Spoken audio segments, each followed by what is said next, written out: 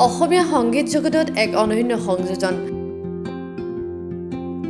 মুক্তি পালে নালাপাৰা আপিগো খ্যাত জনপ্ৰিয় কণ্ঠশিল্পী কুমাৰ তপনৰ কণ্ঠত কমলা দাদাৰ আপিগো অসমীয়া তথা পাতি ৰাভা গীতেৰে জনপ্ৰিয়তা অৰ্জন কৰিবলৈ সক্ষম হোৱা কণ্ঠশিল্পী কুমাৰ তপনৰ বেক টু বেক হিট সং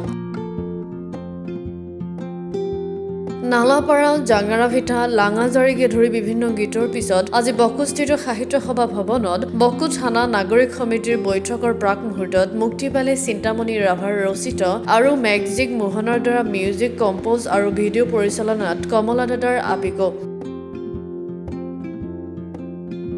শুভমুক্তি অনুষ্ঠানত উপস্থিত থাকে বকু ৰাজচক্ৰৰ চক্ৰ বিষয়া দিৱস বৰদলৈ নগৰবেৰা ৰাজচক্ৰৰ চক্ৰ বিষয়া উৎপল কুমাৰ ডেকা বকু উন্নয়ন খণ্ডৰ বিষয়া গংগোত্ৰী নেওগ বকু থানা নাগৰিক সমিতিৰ অধ্যক্ষ বিনু দত্ত শৰ্মা যুৱনেতা বিতুপন ৰাজবংশীকে ধৰি আৰু বহুতো বিশিষ্ট ব্যক্তি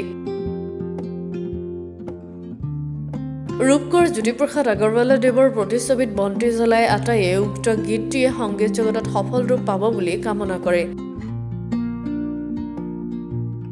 নমস্কাৰ, মই কুমাৰ তপন। আজি এটা বিশেষ মুহূৰ্তৰ কাৰণে আপোনালোকৰ মাজলৈ আহিলোঁ। গতিকে আজি আমাৰ এটি পাতি ৰাভা গীত ইতিমধ্যে শুভমুক্তি দিয়া হ'ল, কমলা দাদাৰ আপি শীৰ্ষক গীতটো।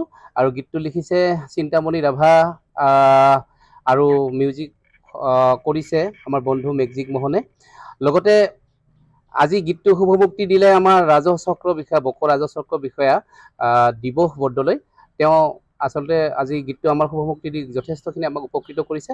গতিকে তেওঁলৈ আমি এই চেগতে অশেষ ধন্যবাদ জনাইছোঁ আৰু অসমবাসীলৈ এই গীতটো আমাৰ আদৰি ল'ব বুলি আশা ৰাখি আমি আজি এই গীতটো এৰিছোঁ। সকলোৱে যেন মৰম আদৰ কৰে তাৰে আমি কামনা কৰিছোঁ। ধন্যবাদ। নমস্কাৰ, মই হেমন্ত বিকাশ। আজি কুমাৰ তপনৰ এটি গীত শুভমুক্তি দিয়া হৈছে, কমলা দাদাৰ আপি।